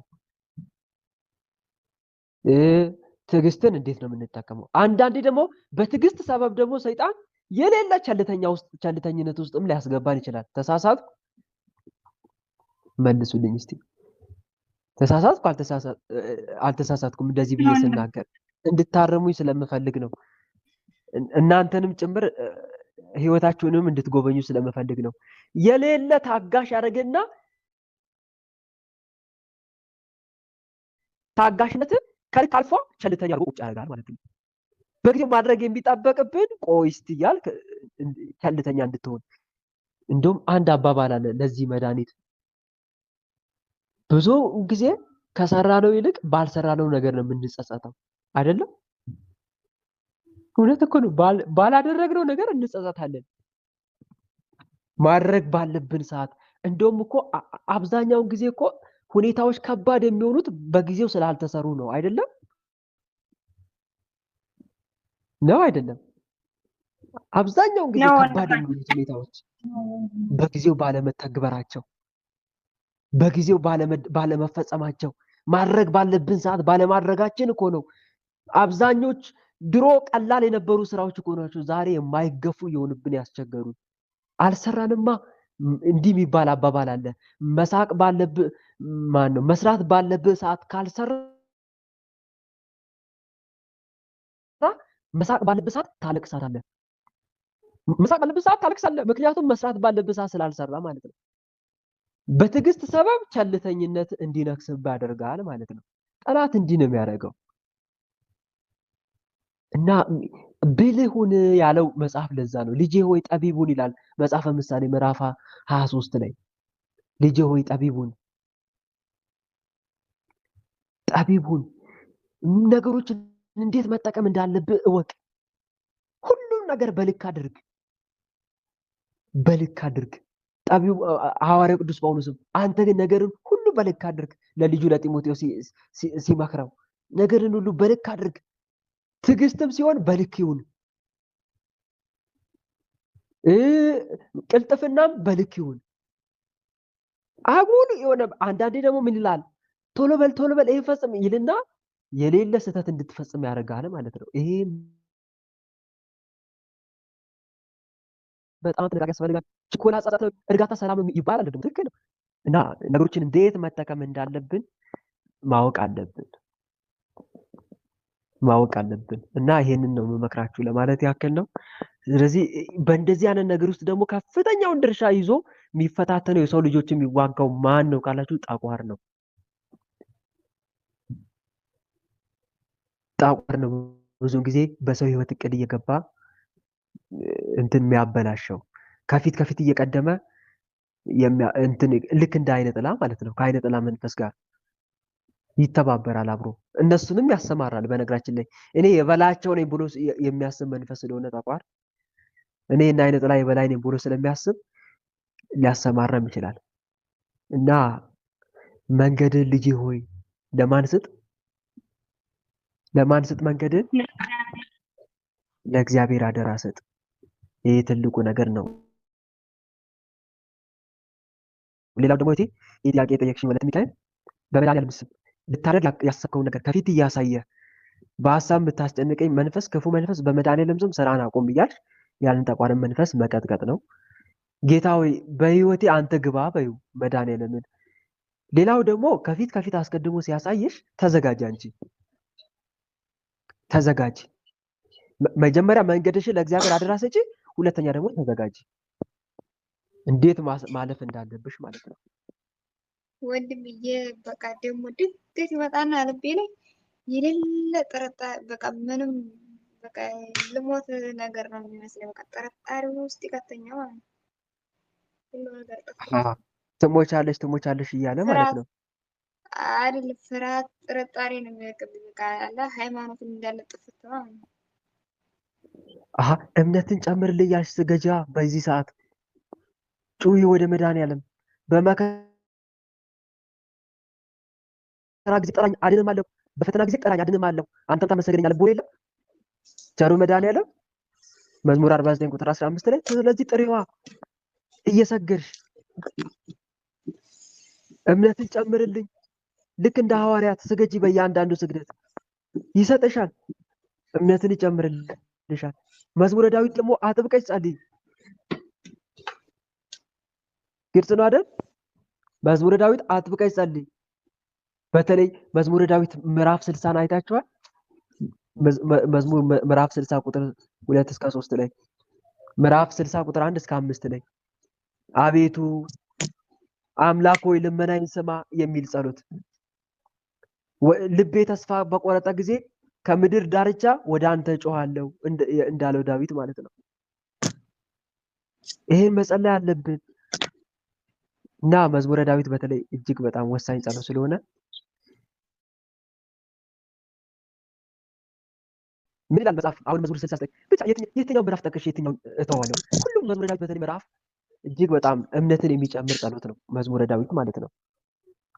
እና መዝሙረ ዳዊት እንጸልይ ወንድሞች፣ ከቻልን የየዕለቱን በተለይ የየዕለቱን ብንጸልይ በጣም ጥሩ ውጤት ማምጣት ከፈለግ የየዕለቱን ብትጸልይ በጣም አሪፍ ነው። እና መዝሙረ ዳዊት አጥብቀሽ ጸልይ እህቴ፣ ለአንቺ ነው የምነግርሽ ይህንን ነገር። መዝሙረ ዳዊት ጸልይ፣ ስገጂ፣ ጌታ ሆይ እምነትን ጨምርልኝ እያልሽ በየአንዳንዱ ስግደትሽ። እነኚህ አዳልሞቲ፣ ጠቋር እነኚህ መናፍስት ናቸው። በተለይ አዳልሞቲ ነው ጥርጣሬ የሚዘራው በሰው ልብ ውስጥ ማለት ነው። አሁን ለምሳሌ ጠቋር ከፊት እቅዱን ቢያሳይሽ፣ አዳልሞቲ ደግሞ የማጠራጠር ስራውን ይሰራል ማለት ነው። እና መዝሙረ ዳዊት ብንጸልይ መልካም ነው። አቤቱ እኔን ለማዳን ተመልከት፣ አቤቱ እኔን ለመርዳት ፍጠን። ነፍሴን የሚሿት ይፈሩ ይጎስቁሉ፣ ክፉንም የሚመክሩብኝ ይፈሩ ወደ ኋላቸውም ይመለሱ። እንኳን የሚሉኝ አፍረው ወዲያ ወደ ኋላቸው ይመለሱ። የሚሹ ሁሉ በአንተ ሐሴት አድርጉ፣ ደስ ይበላቸው እያለ የሚጸልይ መዝሙረ ዳዊት መዝሙር 69። አቤቱ እንደ ቸርነት መጠን ማረኝ እያለ መዝሙር 50። እነኚህን ጸሎት አጥብቀን መጸለይ መቻል አለብን ማለት ነው። ይህን ስላችሁ ግን አደራ መራጭ አትሁኑ። እሺ እኔ እንደሌሎቹ ይቅርታ አድርጉልኝና መዝሙር አንድን ጸልይ፣ መዝሙር 7ን ጸልይ፣ መዝሙር 10ን ጸልይ፣ እንደዚህ አይነት ነገር ብዙ ጊዜ ጥሩ አይደለም። እሺ አታስለምዱ። መጸለይ ከፈለግን በደንብ አድርገን መጸለይ መቻል አለብን። መጀመሪያ በመደበኛ መልኩ መዝሙረ ዳዊትን ጸልይ። እሺ መዝሙር 7ን ጸለይክ፣ መዝሙር 10ን መቼ ነው የምጸልየው ታዲያ? እሺ መዝሙር 17ን ጸለይክ፣ 18ን መቼ ነው የምጸልየው? መዝሙር 21ን ጸለይክ፣ መዝሙር 22ን መቼ ነው የምጸልየው ታዲያ? መዝሙር 23ን ጸለይክ፣ መዝሙር 24ን መቼ ነው የምጸልየው? ጸሎት መራጭ ሆነን የምትቀረው። እንደዛ ከማድረግ ይልቅ ሁሉንም ቀስ እያለን መጸለይ ትልቅ ለውጥ ማምጣት የምትጀምረው ከዛ በኋላ ነው። እሺ ምን አገባ ስለ መዝሙር ዳዊት? አንተ ዝም በል ስለ መዝሙር ዳዊት አትናገር። በቃ እባክህ ተወኝ። እግዚአብሔር ይገስጽ፣ መድኃኒዓለም ይገስጽ። እና በጣም ደብተራውም እንደዛ እያለ በየቲክቶኩ ስለ እግዚአብሔር ይገስጽ። እና እህት ወንድሞች በጣም ስለሚገርመኝ እኮ ነው በየቲክቶኩም በየዩቲዩቡም በየሶሻል ሚዲያው በሙሉ መዝሙር 7ን 7 ጊዜ ጸልየ በጸሎቷ ብትጠመቅ እንዲህ ችግር ይቀረፍላል። እንደዚህ አይነት ፖስቶች በጣም በዝተዋል። እውነት ይህ ትውልዱ ጸሎት መራጭ ነው የሚሆነው። በእውነት ጸሎት መራጭ ሆኖ ነው የሚቀረው። ሌላው ፓርት እኮ አይጸለይም ማለት እኮ ነው። ለዚህ ችግር ሲላል ታዲያ ይሄ ትውልድ ይመጣና አይደለም። ተሳሳትኩት ወንድሞች፣ እስቲ አድርሙኝ። እንደዛ አይደል የምንለው? በአሁኑ ሰዓት እኮ ወጣቱ እንደዛ ነው የምለው። እንዲህ አይነት ችግር እየገጠመኝ ነውና እስቲ ለዚህኛው አይነት ችግር መፍትሄ ጸሎት ምን አይነት ጸሎት ነው እንዴ? አረ ይሄ እንዲህ አይነት አካሄድ ጥሩ አይደለም። እሺ ተመለስ። እንዲህ አይነት አካሄድ የምትሄዱ ወንድሞች ካላችሁ አያዛልቅም፣ በእውነት አያዛልቅም። ጸሎት መራጭ አድርጎ አስቀምጣል። ደግሞ ያዝለቀቀን የምታደርገው ደግሞ ጸሎቱ ለዚህ መፍትሄ የተባልከውን ጸሎት ለተወሰነ ጊዜ ትገፋና ደግሞ ሌላ ወሬ ይመጣልሃል። ይሄ ጸሎት ደግሞ ጠቃሚ ነው ሲባል ይሄን ያስከውን ለቀቅ ታደርግና ደግሞ ያኛው ሩጫ አቤት ባክነ ትቀራለህ።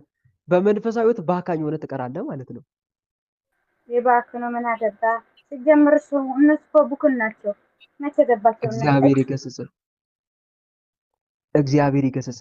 እና እህት ወንድሞች በየሶሻል ሚዲያው እንዲህ አይነት ነገር በጣም ብዙ እያየው ነው። እኔ አልመክራችሁም እንደዛ ብዬ ይሄ ምዕራፍ ጸልይ ይሄ ምዕራፍ እንዲያርግ አልልህም። ግን ይሄን ስል መደበኛ ጸሎት ይዘህ የተመሰጥክበትን ይሄን ጸሎት ለምሳሌ አሁን እንዲሁ በፈቃድ ይሄን ጸሎት ብደጋግመው ሲችን ፓርት ብደጋግማት ብለህ የምታስበው አለ አይደል? መደበኛ ጸሎትን ግን ይዘህ ነው። ለምሳሌ አሁን መዝሙረ ዳዊት የየለትን ጸሎት እየጸለይክ የየለቱን ሰዓት ለቅ ማለት ነው። ለምሳሌ ከ1 እስከ 30 ሰኞ አለ አይደል? ከ30 እስከ 60 ማክሰኞ አለ አይደል? እሱን ሰዓት ለቅ እንበልና እኔ መዝሙር 50 በቃ ኃጢአቴ በጣም ኦቨር ሆኖ ተሰማኝ። በተለይ መዝሙር 50 በጣም ወሳኝ፣ ለዚህ እጅግ በጣም ጥሩ ነው። አቤቱ እንደ ቸርነት መጠን ማረኝ፣ እንደ ምሕረትን ብዛት መተላለፍ ይደምሰስ ምትላለች አይደል? በሂሶጵ እርጨኝ እነጻማለሁ፣ እጠበኝ ከበረዶ ይልቅ ነጭ ሆናለሁ። አሁን ግን መደበኛዬን አለቀኩትማ። እሱን ሳለቅ እኔ መዝሙር 50 ስለ ኃጢአቴ ይቅርታ አጥብቄ እሱን እየጸለይኩ ብማጸን ችግር የለውም። ጸሎት መራጭም አልባልም አይደለውም። ግን ዝም ብዬ ብቻ እዛም ረቅጥ ከሆነ ግን ጸሎት መራጭ ሆኜ ቀረው ማለት ነው። እና የመናፍስቱም ዓላማ ይሄ ነው። እና እንደዚህ አይነት ነገር ከማድረግ ታቆጠቡ ለማለት ፈልጌ ነው። እና ግን መደበኛ መዝሙረ ዳዊት ስንጸልይ መጀመሪያ ከ1 እስከ 150 ያዛልቀንን መደበኛ የጸሎት መርሐ ግብር ጀምረን ነው ይዘን የምንጸልየው ማለት ነው። ይሄን ለማለት ያክል ነው። በተረፈ እህቴ ዞሮ መዝሙረ ዳዊት ላይ አተኩሪ። መዝሙረ ዳዊት መጸለይ እጅግ በጣም ወሳኝ ነው። ሁለተኛ ደግሞ ይሄ የጥርጣሬ መንፈስ ከአንቺ እንዲወጣ ስራውን እንዲያቆም ጌታ ሆይ እምነትን ጨምርልኝ፣ የጥርጣሬ መንፈስ አስወግድልኝ፣ እምነትን ጨምርልኝ፣ የጥርጣሬ መንፈስ አስወግድልኝ ያልሽ በእያንዳንዱ ስግደት አብዝቶ መስገድ ወሳኝነት አለው። ግልጽ ነው። ይሄን አድርጌ እግዚአብሔር ስለወንድማችን ደግሞ በጣም የተቸገርኩበት ስላሴ ይሄ በቃ ከርሟል። በፊትም ገና በቃ በብዙ ነገር ታገያለሁ። ሻማ እያበራሁ ሴተ ስላሴን ለማድረስ ምናምን ግን ስላሴን በቃ ስላሴ ምን እንደው ራሱ ምንም አይታወቀኝም። በቃ ድፍን ያለው ሰላዱንም ሳይ ምን እንደሆነ ራሱ አላውቅም። ይሄ ስላሴ ማለት ነው። እንደዛ ከሆነ ከአንቺ የሚጠበቀው አጥብቆ ተግባራዊ ማድረግ ነው። እሺ እህቴ፣ ምን ተግባር? አሁን ለምሳሌ ሰይፈ ስላሴን እንዳትጸልይ ነው አይደለ? አዎ። ስለዚህ አጥብቀሽ መጸለይ ነው ከአንቺ የሚጠበቀው። ይሄ ሁሉ ፈተና የመጣው ያንን ጸሎት እንዳትጸልይ አይደለ? ስማቸውን እየጠራሽ እንዳትማጸኝ ነው አይደለ? አንቺ ደግሞ ተቃራኒ ነው መሆን ያለብሽ። አጥብቆ መጸለይ። ግልጽ ነው አይደል? ብቻ በጸልይም ባልጸልይም ግን የስላሴ ስላሴ ብቻ በቃ ምንም ድፍን ነው የሚልብኝ። ምን እንደማለት ስማቸውን እንዳትጠሪ ጭራሽ ስማቸውን እጠራለሁ፣ ግን በቃ ስላሴ አሁን ሰው ቅድስት ስላሴ ሲባል ምን ብሎ የሚያስበው ፈጣሪ ብሎ ማለት የሚያስበው እኔ ምንም አላስብም። በቃ ምን እንደሆነ አይታወቀኝም። ስላሴ እኮ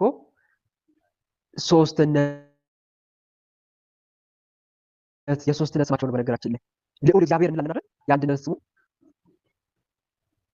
የሰማሽ አይደለ? የአንድነት ስሙን ስላሴ ብለን ልዑል እግዚአብሔር ብለን እንጠራዋለን። እግዚአብሔር የሚለው ስም ላይ ራሱ እኮ ሶስትነት አለ። ጌታ፣ አብ፣ አባት፣ ሄር፣ አጽናኝ ማለት እኮ ነው። ቸር እንደማለት ነው። ዞሮ ዞሮ ልዑል እግዚአብሔር ስንል እንደገና ስላሴ ስንል ሶስትነት እያልን እኮ ነው። የልዑል እግዚአብሔር የሶስትነት ስሙ ማለት ነው። ይሄ ነው ዞሮ ዞሮ አብ ወልድ መንፈስ ቅዱስ እያልን ነው። መጽሐፍ ቅዱስ ላይ የለም ይሄ ነገር ከየት የመጣ ነው እያለ ያጠራጥርሻል እንዴ? እንደዛ አይደለም ወንድማችን፣ ግን ስላሴ እሺ ራሱ ምን ማለት እንደሆነ ጭራሽ አይገባኝም።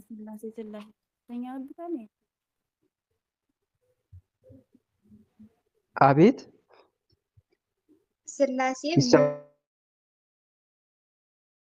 ማለት እንደሆነ እሺ እኮ ስላሴ ምን ማለት እንደሆነ ጭራሽ አይገባኝም። ድፍን ነው የሚያደርግብኝ።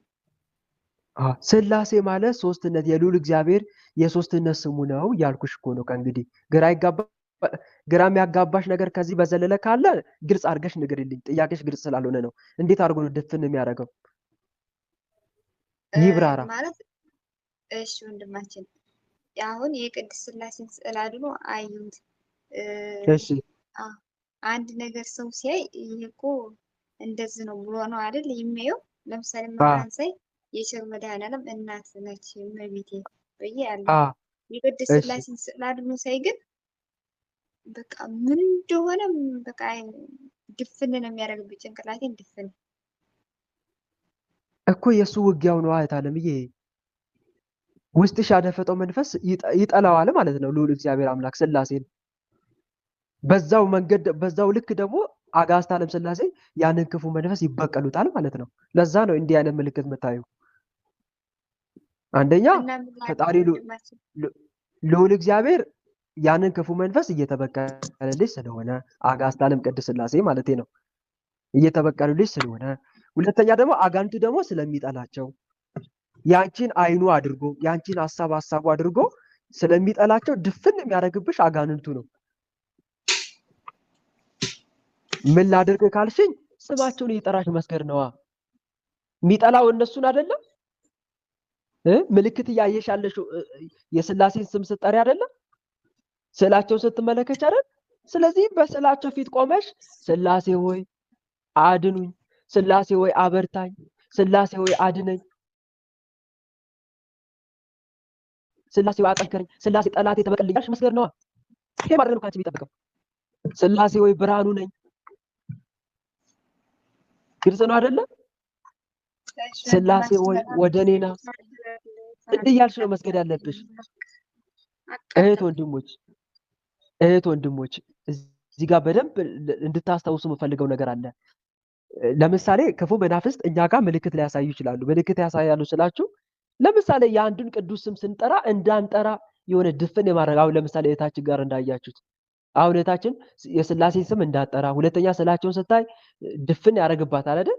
ይሄ እኮ ግልጽ ነው። ሁለት ነገር ተረዱ እዚህ ጋር እንዲህ አይነት ነገር ስታዩ፣ አንደኛ ያ ቅዱስ ከምን ጊዜው በላይ እየረዳን ነው ማለት ነው። እየረዳን ነው ማለት ነው። የአጋንንቱ ፈተና የሚያሳየው አምላክ ይያለው ዝም ብለህ ለውጣ እግዚአብሔር ይገስጽ። ይሄ የሚያሳየው ተመልከቱ፣ የዛን ቅዱስ እርዳታ የሚያሳየው አሁን ለምሳሌ እታችን ስላሴ ነው አይደል? ስለዚህ አጋዕዝተ ዓለም ስላሴ ከምን ጊዜም በላይ እየረዷት ነው ማለት ነው። ፈተናው የሚያሳየው አንዱ ይሄ ነው። እየረዷት ነው። ልጃችንን እንዳትነካ እያሉት ነው ማለት ነው። አግደውታል ማለት ነው። ይሄን ነው የሚያሳየው። ሁለተኛስ የአጋንቱ ፈተና አጋንቱ ስለሚጣላቸው ነው። ይበቀሉታል። በስላሴ ፊት በቀረበች ቁጥር አጋዕዝተ ዓለም ቅድስት ስላሴ አይቀጡ ቅጣት ይቀጡታል ማለት ነው። ይሄ መንፈስ ይሄ ለሷ ምልክት ነው። ግን ብዙዎቻችን እንዲህ ነው የምናስበው። እንዲያ አናስብም አይደል? ወንድሞች ምንድን ነው እስቲ ውስጣችን የሚፈጠረው? ወይኔ ስላሴ ጣልተውኝ ነው እንዴ? ስለ ኃጢአት እየተመራመሩኝ ነው እንዴ? እንደዛ እንደምንለው ንገሩኝ እስቲ ወንድሞች። ስለ ኃጢአት እየተመራመሩኝ ይሆን? ምንድነው ነገሩ? ምንድነው እየሆንኩ ያለው? ወይ በቃ ኃጢአት በሳቸው ፊት በስቶ ዞቤ እያሉኝ ይሆን? ስማችን አትጥሪ እያሉኝ ይሆን? እንዲህ ብለን እንድናስብ ነው የሚፈልገው አጋንንቱ። አላማው ይሄ ነው። አጋንንቱ አላማው ይሄ ነው። ግን እንደዚህ እንዳታስቡ እሺ እህት ወንድሞች። የትኛውም ቅዱስ ስዕል ፊት ቆማችሁ ስትጸልዩ በጭራሽ ያ ቅዱስ በእንደዚህ መልኩ አይቃወምም። ዞር በል አይልም። እንዴ ናኮ የሚለው አምላክ እግዚአብሔር አምላክ ላልጠየቁኝ ተገለጥኩ አይደል ያለው ልዑል እግዚአብሔር። አጋዕዝተ ዓለም ሥላሴ እንዲህ ብለዋል እኮ በመጽሐፍ ቅዱስ ላይ ላልጠየቁኝ ተገለጥኩ፣ ላልፈለጉኝም ተገኘው፣ በስሜም ያልተጠራውን ሕዝብ እነሆኝ እነሆኝ አልኩት አይደል የሚለው። እነሆኝ እነሆኝ አልኳቸው፣ ፈልጉኝ አልኳቸው ማለት እኮ ነው።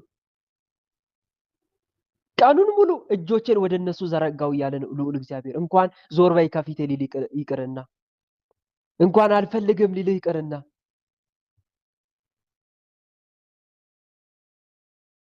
አብዝቼ በጠራቸው አጥብቆ ከፊት ይራቁብኛል አምላክ እኮ ነው አይደል?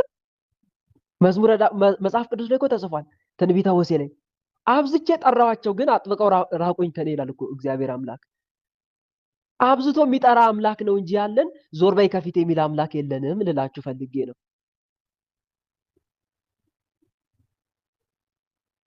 እንዲህ ይላል እኮ ልዑል እግዚአብሔር አምላክ፣ የወደቁ አይነሱምን? የሳቱስ አይመለሱምን? ለምን ሕዝቤ ወደ እኔ አይመለስም ይላል እኮ። አይገርምም? የእኛን መነሳት የሚፈልግ የእኛን ወደሱ መምጣት የሚጓጓ አምላክ እንጂ እኛን የሚጸየፍ አምላክ የለንም። ስለምን ትሞቱብኛላችሁ? እኔ የሟቹን ሞት አልፈቅድም ይላል እኮ እግዚአብሔር አምላክ። ስለምን ትሞታላችሁ?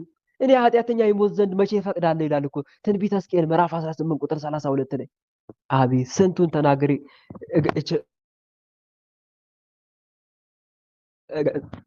አጠናቀቃለሁ። አስቡት ወንድሞች፣ ይሄ ሁሉ የፈጣሪ ጥሪ ነው።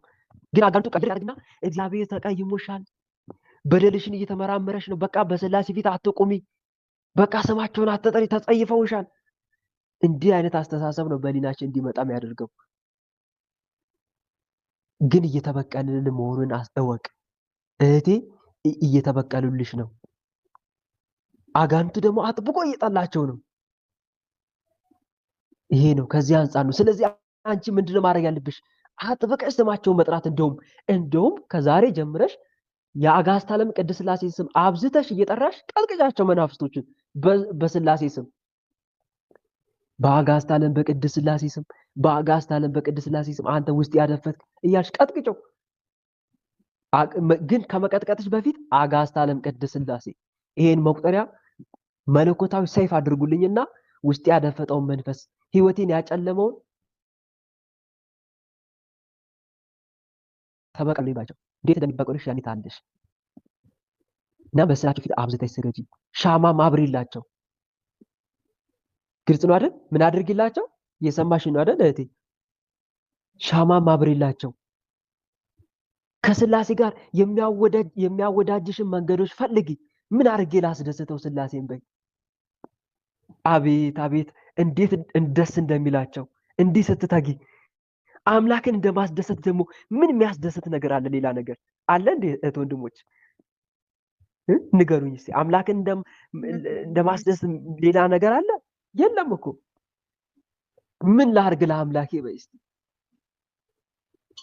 ዕጣን ላስገባ በቤተ ክርስቲያኑ፣ ለቤተ ክርስቲያኑ ጧፍ ላስገባ። እንዲህ ያልሽ አንቺ ሥላሴን የሚያሰኝ ነገር ስትፈልጊ እነሱ ደግሞ አንቺን የበለጠ ለማስደሰት ትልቁን ስራ ይሰሩልሻል ማለት ነው። ከምንም